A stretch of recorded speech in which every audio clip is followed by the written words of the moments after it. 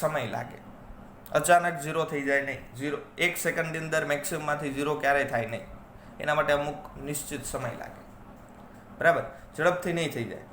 તો એ જે વચ્ચેનો સમયગાળો છે એમાંથી વચ્ચેથી કોઈ એક સેકન્ડ પકડી લઉં છું કે માની લો કે 5 સેકન્ડની અંદર કેપેસિટર ફૂલ ચાર્જ હતો, એમાંથી ફૂલ ડિસ્ચાર્જ થઈ જાય છે 5 સેકન્ડની અંદર. તો હું તમને એમ કહું કે કોઈ ત્રીજી સેકન્ડે કેપેસિટર પરનો વિદ્યુતભાર કેટલો હતો, તો આપણે ક્યુ જેટલો કહી શકાય, કારણ કે મેક્સિમમ પણ નહોતો, ઝીરો પણ નહોતો, બેની વચ્ચે ક્યાંક ક્યુ જેટલો હતો એવું કહી શકાય.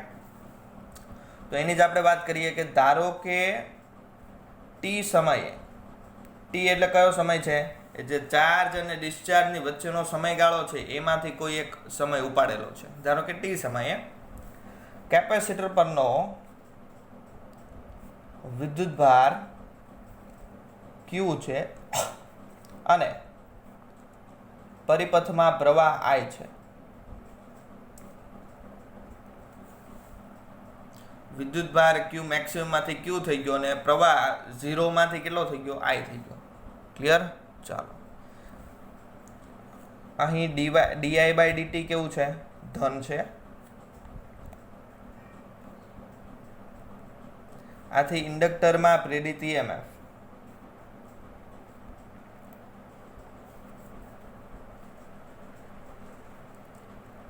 ની પોલારિટી આકૃતિમાં દર્શાવી છે, મળે છે. એટલે કે એ છેડો અથવા તો એ બિંદુ ધન અને બી બિંદુ ઋણ બને છે. માટે VA ગ્રેટર ધેન VB, એટલે કે એ પાસેનું સ્થિતિમાન મોટું, બી પાસેનું સ્થિતિમાન નાનું એવું કહી શકાય. જેમ જેમ ક્યુ ઘટે એટલે કે વિદ્યુતભાર ઘટે તેમ તેમ પ્રવાહ I વધે.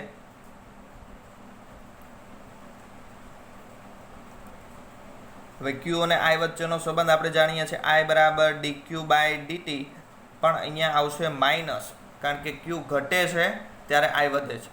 ક્યુ ઘટે એટલે આ પદ ઋણ આવે, ઋણ ધન થઈ જાય તો I વધી જાય. ક્લિયર? એટલા માટે અહીંયા આપણે માઇનસ મૂક્યું છે કે ભાઈ વિદ્યુતભાર ઘટે છે, વિદ્યુત પ્રવાહ વધે છે, એનો મતલબ કે એક આ ઘટતું હોય તો આ વધતું હોવું જોઈએ, તો આ ઘટતું હોય તો માઇનસ લેવું પડે, અને માઇનસનું માઇનસ પાછું પ્લસ થઈ જાય એટલે આ વધી જાય. તો I બરાબર -dq/dt લઈ શકાય. હવે ઇન્ડક્ટર છે, ઇન્ડક્ટર એની અંદરથી પ્રવાહ સતત વધવા માંડ્યો. એ પ્રવાહ ક્યાંથી આવ્યો, એટલે કેપેસિટર ફૂલ ચાર્જ હતું ત્યાંથી. તો ઇન્ડક્ટરમાંથી પ્રવાહ વધે એટલે ઇન્ડક્ટરના જે બે છેડા છે A અને B પોઈન્ટ, એ બંને વચ્ચે પ્રેરિત EMF ઉત્પન્ન થાય. તો ઇન્ડક્ટરમાં પ્રેરિત EMF કોઈ ક્ષણે ઇન્ડક્ટરમાં પ્રેરિત EMF સમીકરણ આપણે જાણીએ છીએ. શું સમીકરણ આવે? V અથવા તો E -L di/dt. આ સમીકરણ આવશે, -L di/dt. કેપેસિટરના બે છેડા વચ્ચે પણ વોલ્ટેજ આવશે, કેપેસિટરની બે પ્લેટ વચ્ચે વોલ્ટેજ, એનું સમીકરણ આપણે જાણીએ છીએ. V q/C. આટલા વોલ્ટેજ આવે. ઇન્ડક્ટરના બે છેડા વચ્ચે કેટલા આવે? -L di/dt. કિર્ચોફનો નિયમ વાપરો. કિર્ચોફના નિયમ પરથી જુઓ, એક સર્કિટ છે, મગજમાં રાખો. સર્કિટ કંઈક કેવી હતી? એક કેપેસિટર હતું, એક ઇન્ડક્ટર હતું, બરાબર. આવી સિમ્પલ એવી સર્કિટ હતી, કેપેસિટર ને ઇન્ડક્ટર વાળી. તો કેપેસિટરના બે છેડા વચ્ચેના વોલ્ટેજ કેટલા? q/C. ઇન્ડક્ટરના બે છેડા વચ્ચે -L di/dt, બરાબર. એના સિવાય ત્રીજું કોઈ વસ્તુ આની અંદર નથી સર્કિટમાં. તો આ પોઈન્ટથી શરૂઆત કરો, આમ આખો રાઉન્ડ મારીને આવો એટલે આના વોલ્ટેજ અને આના વોલ્ટેજ બેનો સરવાળો કરે તો ટોટલ અહીંયા આવી ગયા, કેટલો થાય? 0 થાય. કિર્ચોફનો નિયમ વાપર્યો છે, બરાબર. તો સમીકરણ કંઈક આવું બનશે કે -L di/dt એટલે ઇન્ડક્ટરના વોલ્ટેજ પ્લસ q/C એટલે કેપેસિટરના વોલ્ટેજ કેટલા થાય? 0, કારણ કે બંધ લૂપ પર ફરીને આવો, સરવાળો કેટલો થાય? 0 થાય. પરંતુ I છે, I પ્રવાહની જગ્યાએ આપણે આવું મૂકી શકાય -dq/dt.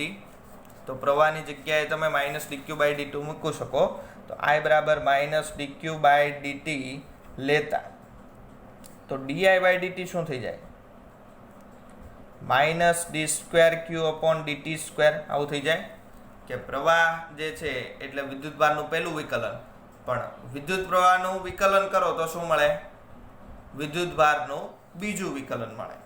ઓકે, તો di બાય dt ની જગ્યાએ minus d²q upon dt square મૂકી શકાય. તો એ કિંમત તમે આગળ મૂકો તો minus l d²q upon dt square plus q by c is equal to 0.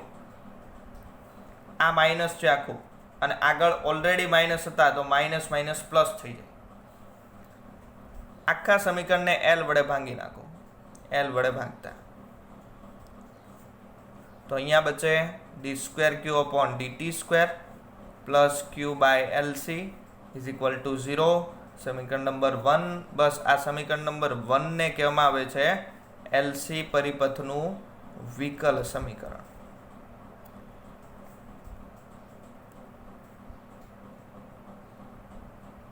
કે આ LC પરિપથની આખી ઘટના સમજાવે. LC પરિપથ કઈ રીતે કામ કરે, એનું સ્ટ્રક્ચર કેવું, આ એના પરથી આપણે જાણી શકાય. d²q upon dt square plus q by lc is equal to 0 યાદ રાખવાનું છે. આ બેઠું સમીકરણ સરળ આવર્તક ગતિના સમીકરણ જેવું છે. સરળ આવર્ત ગતિ દોલન ચેપ્ટર આવ્યું 11th ની અંદર, એની અંદર ભણી ગયા. સરળ આવર્ત ગતિનું સમીકરણ હતું d²x upon dt square plus omega square x is equal to 0. આ સમીકરણ જેવું છે. આને અને આને તમે રિલેશન સરખાવો. જો x છે, x જગ્યાએ અહીંયા કોણ છે? વિદ્યુતભાર q. x એટલે સ્થાનાંતર, બરાબર. તો અહીંયા x ની જગ્યાએ જો તમે વિદ્યુતભાર q લો તો ઓમેગા સ્ક્વેરની જગ્યાએ કોણ આવે?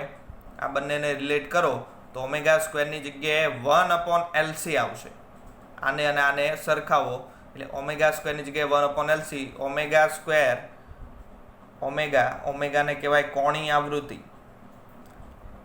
દોલનની કોણીય આવૃત્તિ. તો અહીંયા પણ એક પ્રકારના વિદ્યુત દોલન થાય છે. તો omega square is equal two 1 upon LC એ શું થઈ ગયું? દોલનની કોણીય આવૃત્તિ, બરાબર. તો આને આપણે સરખાવીએ